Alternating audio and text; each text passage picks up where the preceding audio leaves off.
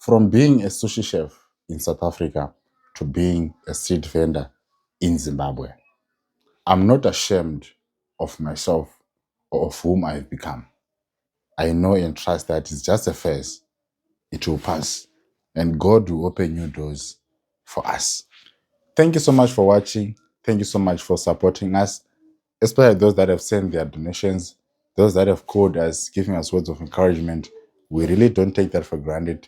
Thank you so much for being part of this family. Don't forget to subscribe, like, and share the video. I went to South Africa, or let me say, I was in South Africa for 8 years, right? For though I went to South Africa before I got married. So I stayed in South Africa for 4 years and then came back, got married, and then took my family to SA. Right. So I want to share my journey from when I got married till now. So when I took my wife to SA where I was staying, you know, I was a gardener by that time. So I thought of improving myself, getting a new skill. So I approached a certain Chinese restaurant which was doing sushi. So I told them, in fact, I asked if they can train me and work for them for free, because I wanted to get the skill. That skill is very scarce even in South Africa. So what happened is they agreed. I mean, who wouldn't want someone to work for them for free? So they said, it's fine, come, it's fine, it's okay, come. Then I went there, I worked for them for 4+ months, right? So what I would do is I would get a piece job, that time I was a gardener. Then from work, so this is a restaurant, they normally close the restaurant late at night. So after work, I would go to the restaurant, they'll teach me the basics about sushi, right? And I'm a fast learner.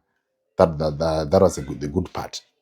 So I started learning sushi to make the California rolls, Philadelphia rolls, nigiris, the hand rolls, and everything. And this is my work appearing on the screen, things that I'm able to do right now. You understand? So the part that they just showed me the basics about sushi, how to roll, how to prepare, how to plate the sushi. They never taught me how to cook the rice. The secret part about sushi is in preparing the rice. The taste of the rice is what is really important about sushi, not the way you plate it. It might look fancy and stuff, but if the taste is bad, then the sushi is not good, right? So they never taught me how to prepare the rice, and I really thank God that they didn't. I thank God that they didn't. If they taught me how to make the rice, to prepare the rice, to season the rice with vinegar and everything, that was gonna affect my experience, because I was just gonna use the recipe that they used there, right? So after I did not even finish those 4 months, at 3 months there was a new restaurant in my area which was opening, and I happened to be liked by the owner of the restaurant because I did garden by him just 2 days, and then he was looking for people to work in his restaurant, but he couldn't find anyone who had experience. So I told him, no, you see, I'm learning how to make sushi at a certain restaurant, at a certain Chinese restaurant. But I'm pretty sure that if you can give me any spot in the restaurant, I'll be able to to to work, because the restaurant part, I love to work with food. Even at home, you would find me cooking for my family. That's I'm very, I've got a passion in making food, right? So he said, "Ah, it's okay, come. But I would love to introduce something new because there wasn't sushi in that area." So that was the first restaurant in that area to introduce sushi, right? So now I told you that the Chinese restaurant did not show me, I did not teach me how to prepare the rice. It just taught me how to roll and stuff. And I wasn't perfect by that time, even in rolling, but I could make something that will look presentable, and people might say, when I started, people would say, "No, this is nice." But to me, I knew that I could do better than that. Right. So he said, "I know, come." Then I went there. The difficult part now was to make the rice because I was never taught how to make the rice. So luckily, the owner of the restaurant was so patient with me because in the beginning, I could overcook the rice. So when you overcook the rice, the sushi becomes something else. When you don't cook the rice well, we're not talking about seasoning, but the sushi rice, um, you cook it, you mix with vinegar, right? And the vinegar itself is not just vinegar. You put sugar, salt, and everything in the vinegar, and then after that, you mix that vinegar with you put the vinegar in the rice. Then you let it stay until the rice absorbs the vinegar, and it's sticky and nice, and it's nice when it's sticky. So now the owner said, "Ah, it's fine." Even when I started making sushi at that restaurant, it wasn't good because I could overcook the rice. We did not have a rice cooker. Things were just messy at that time, and I could get complaints. "Ah, no, this guy doesn't know what he's doing. You should get a new sushi chef." Right? And they were right because I wasn't making something that was nice. Right? But he was patient with me. So he told me that, "No, Stanley, you need to take your time. Let's cut off the sushi for now. You know, get yourself in line. I'm gonna buy the ingredients. Do whatever it takes. Make sure that your rice is nice." Right? So I started cooking the rice, a small portion. Getting I wanted to get to know how to cook it. He was very patient with me. I wasted, I think, thousands of runs trying to perfect uh, my sushi skills until I got an idea on how I would research, go on ChatGPT and everything to ask and research how to cook rice, but it never worked. Up until I said to myself, "No, I'm gonna mix a small portion of vinegar, taste the vinegar myself, and get to see, get to know what's lacking in the rice. If the vinegar is tasting like this, how is the sushi rice gonna taste?" Right? So I started doing that up until I got it right. When I got it right, people started loving the sushi. We started expanding the menu. I wanted to do the things that I never did before, the things that I was afraid of because I was really struggling to make hand rolls. So it it happened that we started doing the hand rolls, which is something that I was not good at. But as I kept doing it, it started getting better and better and better and better and better and better. Up until I was like, since he is the one who gave me an opportunity to improve myself, he was paying me less.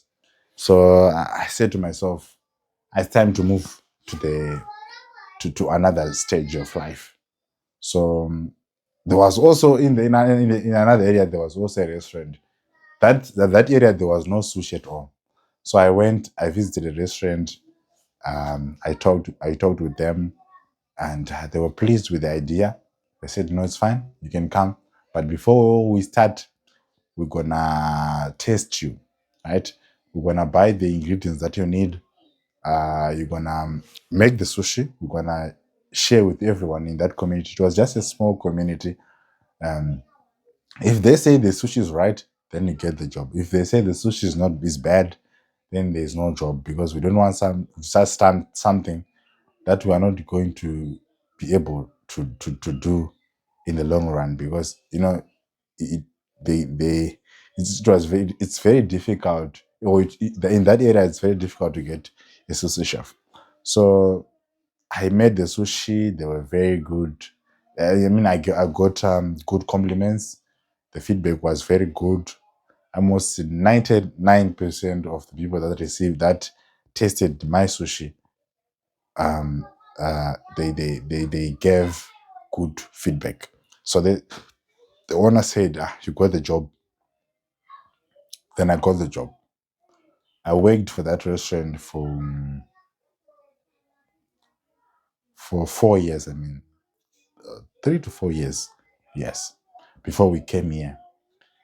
Um, when I left South Africa, I was a sushi chef. Till now, they're still calling me. Oh, please come back. They can't find a sushi chef. They've tried to advertise the post, but the position, but they cannot get any a sushi chef. So they've called me to go back to South Africa, but I'm still stuck with my with uh, with with my decision to stay in Zim. It's all because of what I went through when I was in South Africa. What made me left is what uh, keeping me here in Zim. If I am to decide to go back to South Africa, it will be just for visits. I will make sure that I I I settle down here in Zim. That's the thing. And being a sushi chef in South Africa, and now I'm in Zim, you can't find a place, especially in the area that I am, to actually say I want to do sushi. It's something that they don't even know it, right? And in Zimbabwe, to get a job as a sushi chef, I've not tried it, but I'm sure it's close to impossible. But I'll do my research and see if I can get any job, if I can locate any job. But with that now, if I am to wait to get a job as a sushi chef, I will starve my family.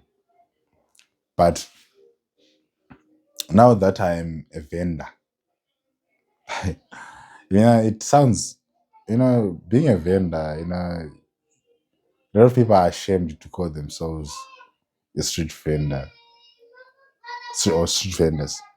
But I can confidently say that I am, because that's where I'm getting the money to feed my family. That's where I'm getting the money to provide, to bring food on the table.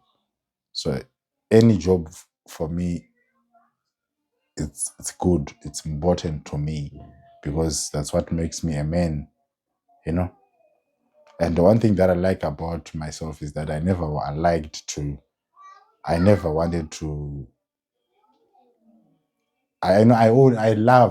to work with my own hands. Earn an honest living. If I bring $1 at home, knowing that I have not screwed anyone, I have not robbed anyone, for me, it's $1,000,000. $1 is $1,000,000 if I earn it the right way. So that's part of my life. That's where I am right now. From being a sous chef in South Africa to being a street vendor in Zimbabwe. And there's a future. God will open new doors for us.